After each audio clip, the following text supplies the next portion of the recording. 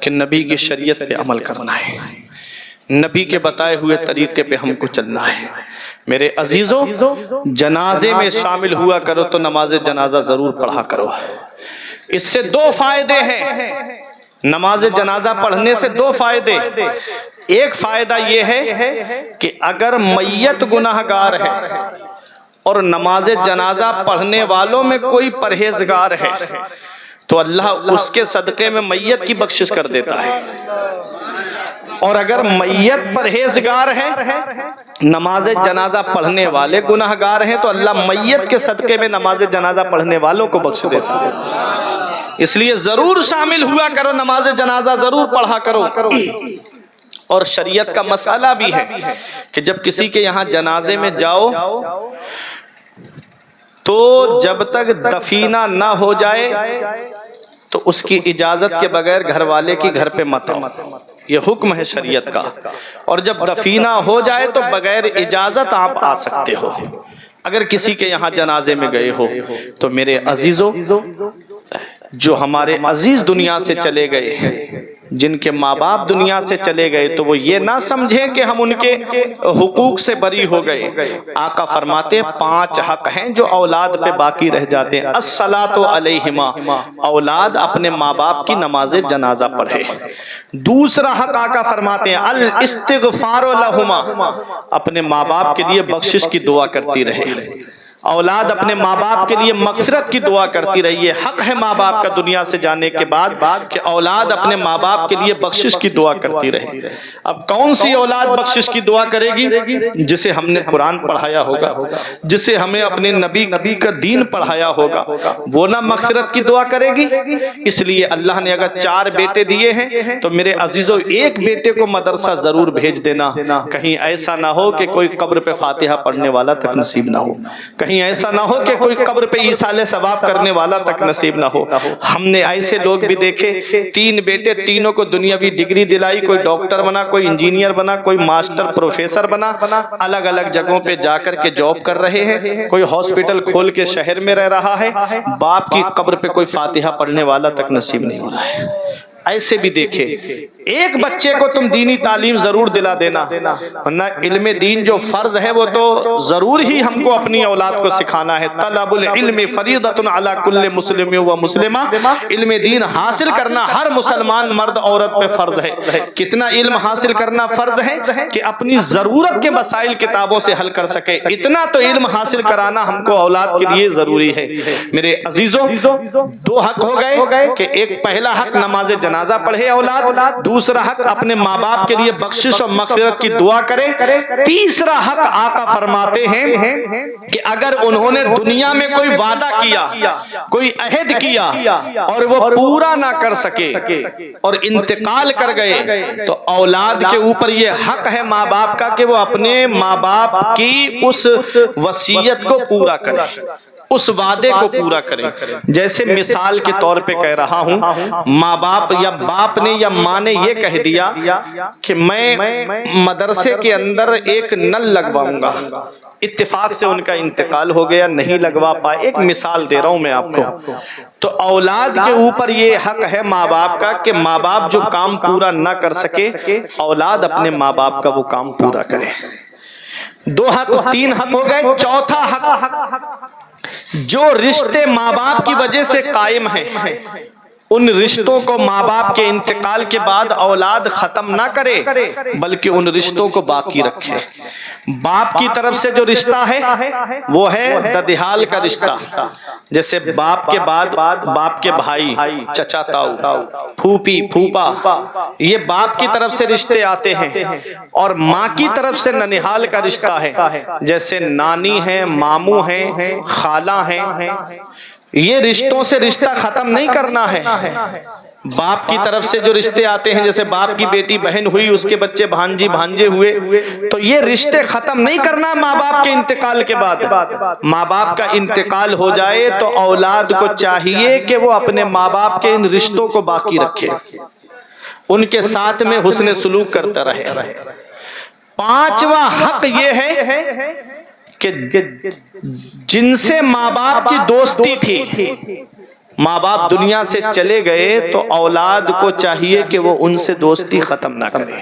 جیسے باپ کا کوئی قریبی دوست تھا تو اولاد کو چاہیے کہ جیسے اپنے باپ کا ادب کرتا ہے ویسے ہی اپنے والد کے دوست کا بھی ادب کرتا رہے.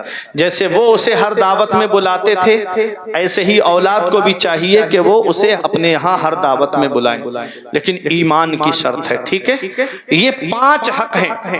ماں باپ کا انتقال بھی اگر ہو جائے تب بھی اولاد کو ماں باپ کے یہ حق ادا کرنا ہے.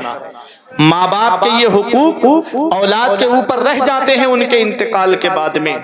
میرے عزیزو، قبرستان چلے جایا کرو فاتحہ پڑھنے کے لیے. آقا فرماتے ہیں فالمیت فی القبر الا کالغریق المتغوص ینتظر دعوتا تلحقه من اب او ام او اخ او صدیق.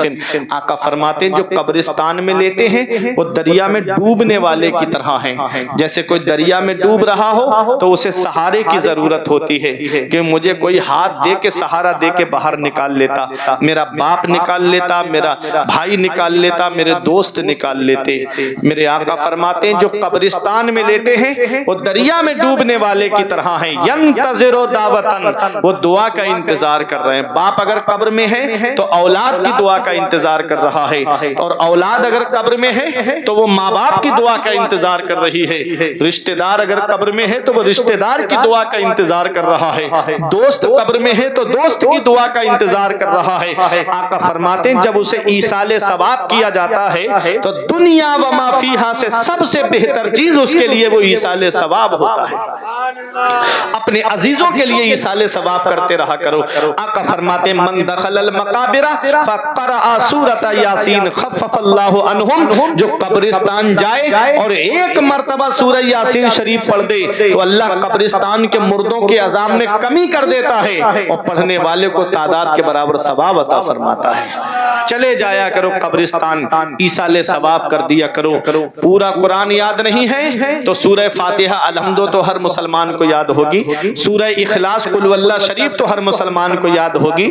ایک مرتبہ سورہ فاتحہ، 11 مرتبہ قل واللہ شریف پڑھ کر کے اپنے عزیز کے لیے ایصال ثواب کر دو گے تو اللہ تعالیٰ اس کی قبر میں رحمت و انوار کی بارش عطا فرمائے گا.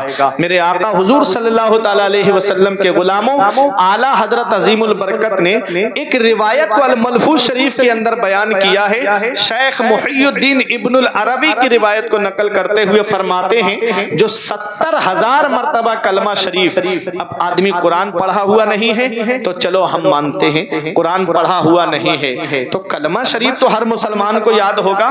کلمہ تو ہر مسلمان کو یاد ہے، مسلمان ہے تو کلمہ یاد ہوگا. کلمہ کیا ہے؟ لا الہ الا اللہ محمد رسول اللہ صلی اللہ علیہ وسلم. یہ کلمہ شریف تو ہر مسلمان کو یاد ہے.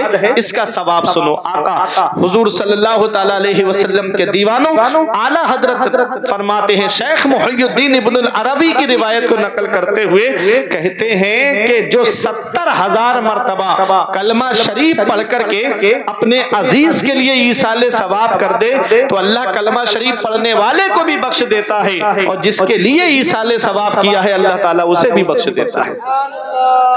تو ایصال ثواب کر دیا کرو. میرے بزرگوں، نماز پڑھنے جب مسجد میں جاؤ تسبیح لے لو 100 دانوں والی، کلمہ شریف ہی پڑھتے رہے. اس پر دنیا میں کچھ نہیں رکھا ہے، چوراہوں پہ بیٹھ کے ادھر ادھر کی باتیں کرنے سے کچھ نہیں رکھا ہے. لیت الشاب یعودو کی رٹ لگاتے رہو، جوانی لوٹ کے آ جائے، جوانی لوٹ کے آ جائے، لوٹ کے نہیں آئے گی. حضرت داؤد علیہ السلام کی دوستی ملک الموت سے تھی، حضرت اسرائیل علیہ السلام سے. اب دوستی ہے تو دوست ہے. رات میں بلاؤ گے تو رات میں دوست آئے گا مدد کے لیے اگر سچی دوستی ہے تو. دن میں بلاؤ گے تو دن میں دوست آئے گا مدد کے لیے. اسرائیل علیہ السلام سے دوستی حضرت داؤد علیہ السلام کی. تو ایک دن اسرائیل علیہ السلام سے کہنے لگے حضرت داؤد علیہ السلام دیکھو تم ہمارے دوست ہو، تم سب کی روح نکالتے ہو. کہا ہاں نکالتا ہوں.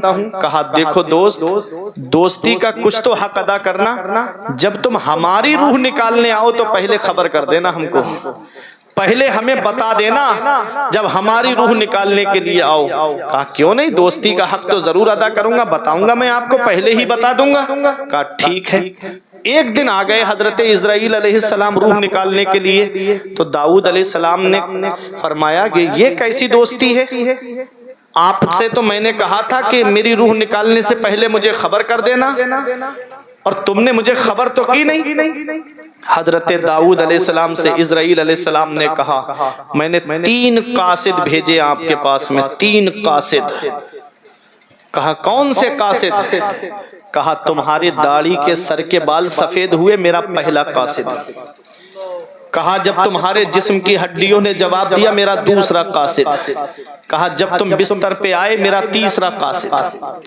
اب مجھے بتاؤ میرے بزرگوں، آج داڑھی کے بال سفید ہو گئے، جسم کے بال سفید ہو گئے، یہ بزرگی کی علامت کی، یہ ہم کو بتا رہے ہیں کہ قبر میں جانے کی تیاری کرو، یہ ہم کو بتا رہے ہیں کہ متقی بنو، یہ ہم کو بتا رہے ہیں کہ پرہیزگار بنو۔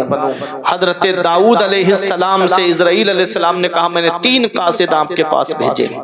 اللہ اکبر! آج ہم ان قاصدوں پہ غور نہیں کرتے، آج ہم اپنی داڑھی کے بال سفید دیکھ کر کے بھی یہ نصیحت حاصل نہیں کرتے کہ اب ہم قبر میں جانے والے ہیں۔ میرے عزیزوں، اب تو جوان موتیں ہو رہی ہیں، جوان لوگ دنیا سے جا رہے ہیں، بالکل صحت و تندرست، بالکل آنکھوں کے سامنے فون پہ بات کی ہم سے، صبح کو خبر آئی کہ تمہارا عزیز دنیا سے چلا گیا۔ ایسی ایسی بیماریاں چل رہی ہیں، موت کی تیاری کرو۔ یا ایھا الذین آمنوا قوا انفسکم واہلیکم نارا، اے ایمان والو اپنے آپ کو بھی جہنم کی آگ سے بچاؤ اور اپنے گھر والوں کو بھی جہنم کی آگ سے بچاؤ۔ جس کا ایندھن انسان اور پتھر ہے، قبر کی تیاری کرو، اپنے مرحوم کے لیے ایصال ثواب کرتے رہو، اور اللہ نے تمہیں زندگی دی ہے، اللہ کی عبادت کر کے دنیا سے جاؤ، نمازیں پڑھ کے دنیا سے جاؤ، متقی بن کے دنیا سے جاؤ، پرہیزگار بن کے دنیا سے جاؤ۔ آگاہ اپنی موت سے کوئی بشر نہیں، سامان 100 برس کا ہے پل کی خبر نہیں، جاگنا ہے جاگ لے افلاک کے سائے تلے، حشر تک سونا پڑے گا خاک کے سائے تلے، اترتے چاند ڈھلتی چاندنی جو ہو سکے کر لے، اندھیرا پاک آتا ہے یہ 2 دن کی اجالی ہے، رضا منزل تو جیسی ہے وہ ایک میں کیا سبھی کو ہے، تم اس کو روتے ہو یا یوں کہو کہ ہاتھ خالی ہے۔ پروردگار عالم کی بارگاہ میں دعا ہے، میرے کچھ عرض کرنے میں غلطی ہوئی ہو سبقت لسانی کی وجہ سے یا بتقاضۂ بشریت، مولا مجھے معاف فرمائے۔ استغفر اللہ ربی من کل ذنب و اتوب الیہ۔ کلمہ